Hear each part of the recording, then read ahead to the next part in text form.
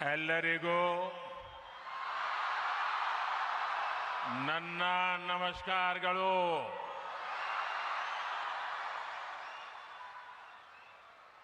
रामकृष्ण मठ और रामकृष्ण मिशन बेलूर मठ के अध्यक्ष परम पूज्य स्वामी गौतमानंद जी महाराज, श्री रामकृष्ण आश्रम मैसूरू के अध्यक्ष पूज्य स्वामी मुक्तिदानंद जी, रामकृष्ण मठ और रामकृष्ण मिशन के ट्रस्टी पूज्य स्वामी यादवेंद्रानंद जी, राज्यपाल श्री थावरचंद गहलोत जी, मुख्यमंत्री श्री D.K. शिव कुमार जी, सांसद यदुवीर कृष्णदत्त चामराज वाडियार जी, विधायक विजेंद्र येदियुरप्पा जी, के हरीश गौड़ा जी, अन्य महानुभाव, पूज्य संतगण और भाइयों और बहनों, सर्वप्रथम मैं मैसूरू की अधिष्ठात्री देवी मां चामुंडेश्वरी को प्रणाम करता हूं। अभी 2 दिन पहले ही हम सभी ने गुरु पूर्णिमा भी मनाई है। आप सब जानते हैं, मेरी यात्रा जहां से शुरू हुई और आज मैं जहां हूं, इसमें रामकृष्ण मिशन का बहुत अहम योगदान है। मैं 3 महीने पहले हावड़ा में बेलूर मठ गया था। सभी पूज्य संतों से सत्संग करने का अवसर मिला था। मेरा सौभाग्य है कि आज मुझे फिर मैसूरू में श्री रामकृष्ण आश्रम से जुड़े संतों से, मेरे गुरु बंधुओं से मिलने का, उनसे आशीर्वाद लेने का अवसर मिला है। आप सभी की उपस्थिति की वजह से आज मैसूरू की इस पवित्र भूमि पर मुझे एक अलग ही ऊर्जा अनुभव हो रही है। मैं आप सभी संतों के चरणों में सादर प्रणाम करता हूं। साथियों, मैसूरू भारत की अनादि सांस्कृतिक चेतना का केंद्र रहा है। यहां के मंदिर, यहां की परंपराएं और उत्सव, मैसूरू का दशहरा, यहां के भव्य महल, इसका संगीत और साहित्य, भारत की विरासत इस शहर के कण कण में रची बसी है। और ये देखकर बहुत संतोष मिलता है कि इस शहर ने इस विरासत को उसी कुशलता से सहेजा भी है, संवारा भी है। श्री रामकृष्ण आश्रम और स्वामी विवेकानंद जी की स्मृतियां भी मैसूरू की विरासत का ही एक समृद्ध हिस्सा है। कुछ देर पहले मैं उस ऐतिहासिक भवन में भी गया था जहां स्वामी विवेकानंद जी ने अपने प्रवास के दौरान कुछ समय बिताया था। कर्नाटका के कितने ही विद्वान और मनीषी इस स्थान से जुड़े रहे हैं। राष्ट्र कवि कुवेंपु जैसे महापुरुष जब मैसूर में थे, उनका भी रामकृष्ण आश्रम से गहरा जुड़ाव था। आज Swami Vivekananda cultural youth centre यानी विवेक स्मारका के उद्घाटन के जरिए हम इस मिशन को नया विस्तार दे रहे हैं। इसके लिए मैं श्री रामकृष्ण आश्रम और इसके जुड़े सभी विद्वानों को हार्दिक बधाई देता हूं। साथियों, व्यक्ति से विभूति का निर्माण एकाएक नहीं होता। इसके लिए हमें जीवन की अनगिनत परीक्षाएं देनी होती है, साधना करनी होती है, तप करना होता है, खुद को तपाना पड़ता है, खपाना पड़ता है। ख्याति के बाद तो संसार पीछे खड़ा होता है, लेकिन तप के समय महान विभूतियों को पहचानना आसान नहीं होता। जो साधक को तपस्या में पहचानता है, वो उसकी सिद्धि का सहभागी भी होता है। इसलिए भाइयों बहनों, स्वामी विवेकानंद जी के जीवन में मैसूरू का इतना अहम योगदान था। करीब 130 वर्ष पहले स्वामी जी एक युवा सन्यासी के रूप में भ्रमण करते हुए मैसूरू आए थे। तब उनकी प्रसिद्धि वैसी नहीं थी, लेकिन विचार उतने ही ऊंचे थे।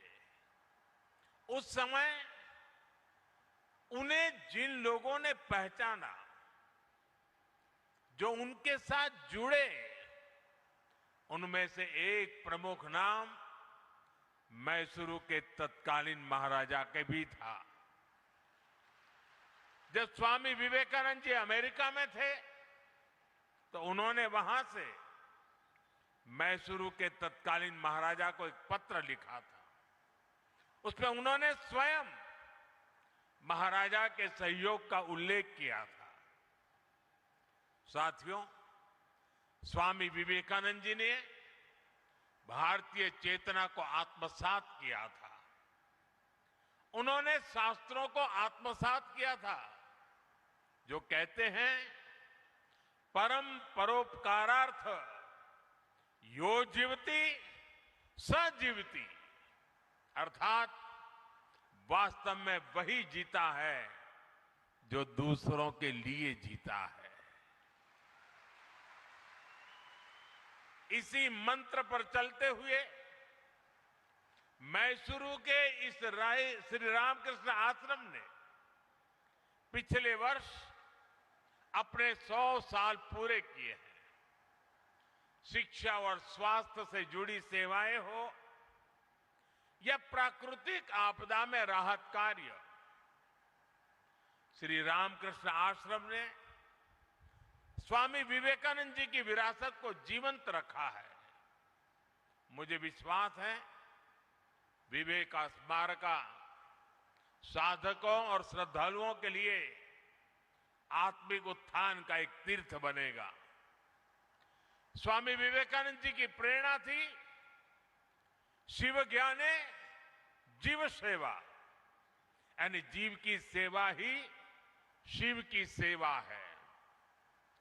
हमें इस विवेक स्मारक में इसलिए ऐसे युवाओं को गढ़ना है जिनके लिए समाज और राष्ट्र के हित, गरीब वंचित के दुख अपने सुख दुख से ऊपर हो, जिन युवाओं के लिए राष्ट्र प्रथम ही सर्वोपरि मंत्र हो, मां भारती की सेवा ही जिनका जीवन लक्ष्य हो।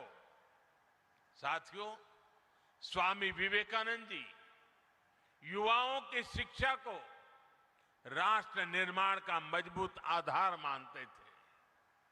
उन्होंने स्वयं ये देखा था कि कैसे दुनिया के देश अपने युवाओं को शिक्षित बना रहे हैं। लेकिन दुर्भाग्य से तब भारत गुलाम था। भारत के युवा भी गुलामी की जंजीरों में जकड़े हुए थे। उस दौर से लेकर अब तक भारत के युवा ने एक लंबी यात्रा तय की है। भारत का जो युवा कभी जंजीरों में था, आज वो युवा दुनिया के विकास को गति दे रहा है। आज भारत की अर्थव्यवस्था सबसे तेजी से आगे बढ़ रही है। किसकी वजह से? भारत के युवाओं के सामर्थ्य से।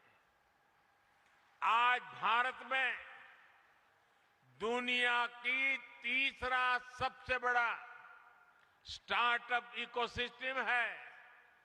किसकी वजह से? भारत के युवाओं के सामर्थ्य से। आज भारत दुनिया का दूसरा सबसे बड़ा मोबाइल फोन निर्माता बन चुका है। किसकी वजह से? भारत के युवाओं के सामर्थ्य से। आज भारत से बने डिजिटल सॉल्यूशंस दुनिया के अनेक देशों के लिए प्रेरणा बन रहे हैं। किसकी वजह से? भारत के युवाओं के सामर्थ्य से। आज भारत सेमीकंडक्टर मैन्युफैक्चरिंग की नई यात्रा पर तेजी से आगे बढ़ रहा है। किसकी वजह से? भारत के युवा के सामर्थ्य से। आज Bharat AI, deep-tech, space, technology और इनोवेशन के नए अध्याय लिख रहा है। किसकी वजह से? भारत के युवाओं के सामर्थ्य से। अभी कुछ दिन पहले ही हमने देखा है, भारत के युवाओं ने अंतरिक्ष में कमाल कर दिया है। पहली बार युवाओं का बनाया हुआ एक प्राइवेट कंपनी का रॉकेट अंतरिक्ष तक पहुंचा है। आज कोई भी सेक्टर हो, भारत का युवा अपना दम खम दिखा रहा है। हम सभी अपने आसपास देख रहे हैं, आज छोटे से छोटे व्यवसाय में लगा युवा भारत की डिजिटल इकोनॉमी को आगे बढ़ा रहा है। वो मुद्रा लोन के जरिए नई शुरुआत कर रहा है। वो देश की स्टार्टअप रिवॉल्यूशन को लीड कर रहा है। आत्मनिर्भर भारत का अभियान हो, मेक इन इंडिया का अभियान हो, इसकी सफलता के पीछे भारत के युवाओं की ही ताकत है। साथियों, किसी भी देश में युवाओं का सामर्थ्य तभी उस राष्ट्र की शक्ति बनता है जब उसे सही अवसर मिले, जब उसे सही दिशा मिले और जब उसे अपनी ही धरती पर बड़े सपने देखने, उन्हें पूरा करने का भरोसा मिले। और इसमें बहुत बड़ी भूमिका हमारे शिक्षा संस्थानों की होती है। मुझे खुशी है कि आज भारत में शिक्षण संस्थाओं की संख्या लगातार बढ़ रही है। पिछले 12 वर्षों में 650 से ज्यादा नई यूनिवर्सिटीज बनी है। पिछले 12 वर्षों में करीब 14,000 नए कॉलेज बने हैं।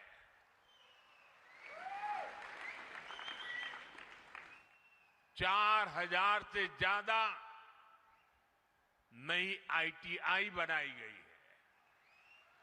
9 नए IIM, 7 नई IIT और 13 नए एम्स भी स्थापित किए गए हैं। आज देश में MBBS की सीटें करीब 1,40,000 हो चुकी है। मेडिकल कॉलेजों की संख्या बढ़कर 823 हो गई है। साथियों, एक और हम एजुकेशन इंफ्रास्ट्रक्चर को मॉडर्नाइज कर रहे हैं, साथ ही शिक्षा व्यवस्था को भी आधुनिक जरूरतों के हिसाब से ढाला जा रहा है। नेशनल एजुकेशन पॉलिसी भारत के युवाओं को 21वीं सदी के अनुरूप तैयार करने का माध्यम बन रही है। साथियों, स्कूली शिक्षा में भी बड़े स्तर पर काम हुआ है। देश भर में 14,000 से ज्यादा PM श्री स्कूल विकसित किए गए हैं। शिक्षा केवल किताबी न रहे, बच्चों में इनोवेशन और साइंटिफिक टेम्परामेंट विकसित हो, इसके लिए 10,000 से ज्यादा अटल टिंकरिंग लैब स्थापित हुई है। साथियों, स्वामी विवेकानंद जी राष्ट्र उत्थान के लिए शिक्षा के साथ साथ समानता को भी उतना ही अहम मानते थे। शिक्षा में भेदभाव न हो, अवसरों में भेदभाव न हो, आज ये देश का विजन बन गया है। आज बेटियां भी सैनिक स्कूलों में एडमिशन ले रही हैं। NDA में बेटियां राष्ट्र के लिए योगदान दे रही है। आज मेडिकल और इंजीनियरिंग जैसी पढ़ाई मातृभाषा में करने की सुविधा हो गई है। इससे भाषा के आधार पर अवसरों में होने वाले भेदभाव पर लगाम लग रही है। साथियों, युवा शक्ति का स्वास्थ्य अनुशासित और आत्मविश्वास से भरे रहना उतना ही जरूरी है। जो देश खेलों को महत्व देते हैं, वहां के युवाओं में इन तीनों गुणों का तेजी से विकास होता है। इसलिए आज खेलों को राष्ट्र निर्माण की एक महत्वपूर्ण धारा के रूप में देखा जा रहा है। खेलो India, youth games, university games, para games और विंटर गेम्स जैसे आयोजनों ने देश भर के युवाओं को अपनी प्रतिभा दिखाने का मंच दिया है। आज देश भर में आधुनिक स्पोर्ट्स इंफ्रास्ट्रक्चर का विस्तार हो रहा है। खेलो इंडिया सेंटर के माध्यम से सुविधाएं बढ़ रही है। गांवों से लेकर छोटे शहरों तक नई प्रतिभाओं की पहचान की जा रही है। और साथियों, आज इस अभियान के परिणाम भी साफ साफ दिखाई दे रहे हैं। अंतर्राष्ट्रीय खेल प्रतियोगिताओं में भारत का प्रदर्शन बेहतर होता जा रहा है। हमारे खिलाड़ी नए नए कीर्तिमान बना रहे हैं। हमारी बेटियां देश का गौरव बढ़ा रही हैं। साथियों, स्वामी विवेकानंद जी की तरह हमें विवेक का स्मारक बड़े उद्देश्य के लिए कार्य करने की प्रेरणा देता है। ऐसे स्थान पर मैं हमारे युवाओं से आग्रह करना चाहता हूं। साथियों, मैसूरू को अक्सर भारत के सबसे स्वच्छ शहरों में स्थान मिला है। मैं इसके लिए यहां के लोगों को हृदय से बधाई देता हूं। क्या इस अवसर पर हम ये संकल्प ले सकते हैं कि भविष्य में स्वच्छता के संकल्प को निरंतर मजबूत करते रहेंगे? हमें यहां की प्राकृतिक संपदाओं को संरक्षित करना चाहिए। हमें पर्यावरण से जुड़े संकल्प लेने चाहिए। हमें पानी की हर बूंद बचाने के लिए मिशन मोड में काम करना होगा। साथियों, आज ही यहां वाल्मीकि रामायण के कन्नड़ा अनुवाद का विमोचन भी हुआ है। मैं कन्नड़ा भाषा से जुड़ी एक अपील भी करना चाहता हूं। कर्नाटका महान लेखक और कवियों की धरती है। कन्नड़ा भाषा, कन्नड़ा भाषी लोग हमेशा से पढ़ने की संस्कृति के लिए जाने जाते हैं। स्मार्टफोन के इस युग में इस स्वभाव को और बढ़ावा मिलना चाहिए। क्या हम युवा पीढ़ी को कन्नड़ा साहित्य से गहराई से जुड़ने के लिए प्रेरित कर सकते हैं? साथियों, मैसूरू अपने सिल्क, चंदन और हस्तशिल्प के लिए प्रसिद्ध है। जब भी हम किसी को उपहार दें तो क्या हम ये सुनिश्चित कर सकते हैं कि वो किसी भारतीय के हाथों और पसीने से बनी चीज हो? इससे हमारी संस्कृति को बढ़ावा मिलेगा, साथ ही एक और परिवार को आर्थिक सहायता भी मिलेगी। साथियों, स्वामी विवेकानंद जी ने जिस तरह के भारत का सपना देखा था, उसे पूरा करने का दायित्व आज की पीढ़ी पर है। मुझे विश्वास है विवेका स्मारक इसके लिए एक ऊर्जा स्रोत का काम करेगा। मैं एक बार फिर यहां एकत्र पूज्य संत जनों, गुरु बंधुओं और मैसूरू के लोगों को नमन करते हुए मेरी वाणी को विराम देता हूं। आप सबका बहुत बहुत धन्यवाद।